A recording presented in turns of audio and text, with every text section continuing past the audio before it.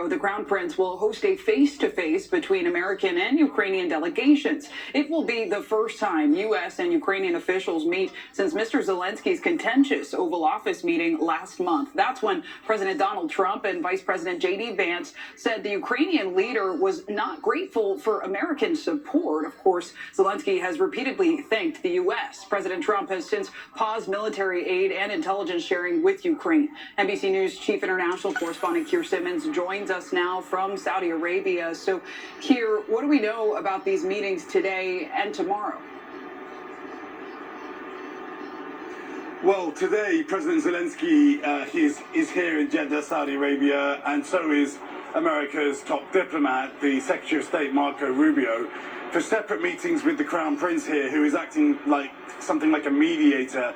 You'll remember that he brought together the US and Russian delegations just a few weeks ago, and then tomorrow the Ukrainian delegation will meet with the US delegation, not including President Zelensky, to try to negotiate. Now, we know from Marco Rubio that he is expressing, at least outwardly, hope that the Ukrainians have shifted their position after that disaster in the Oval Office between President Zelensky, President Trump, and Vice President Vance.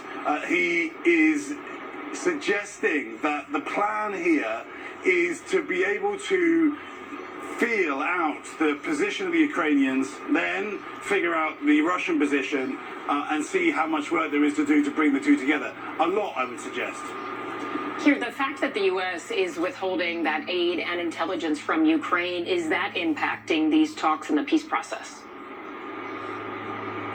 I think the intelligence part is the big part. Clearly, aid matters too, but it takes longer. This is a war often using drones, so in terms of the kinds of technology that's needed, things have changed a lot in the time that there's been this war in Ukraine.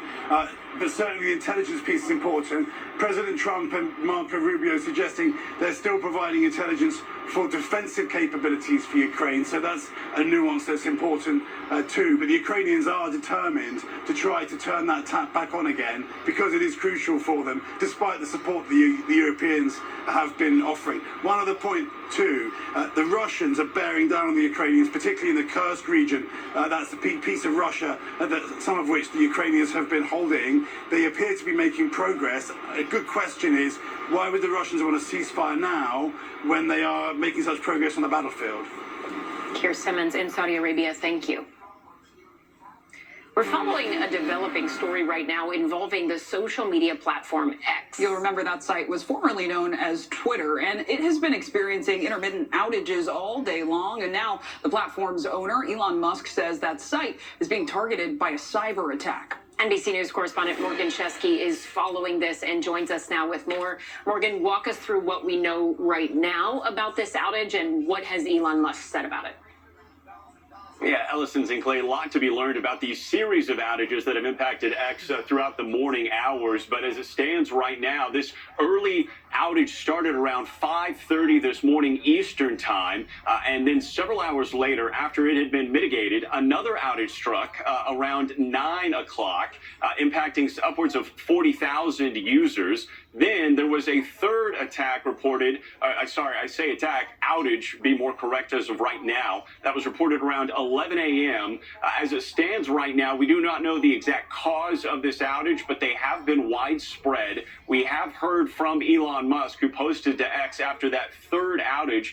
This is what he had to say about the series of what's taken place with the site today, saying there still is a massive cyber attack against X. We get attacked every day, but this was done with a lot of resources. Either a large coordinated group and or a country is involved. Tracing. Now, important to note, he has yet to offer any evidence that would be a clear indicator that this was, in fact, a cyber attack.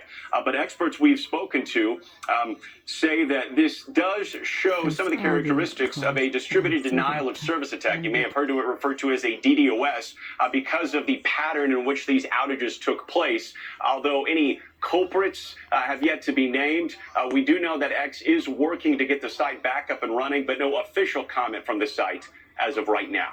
We'll send it back to you. Morgan Chesky, thank you. And still ahead, how a New York stylist introduced her grandma in Zambia to the world. And now she's a global fashion icon. I'll introduce you to her in today's Simply Trending. You're watching NBC News Daily.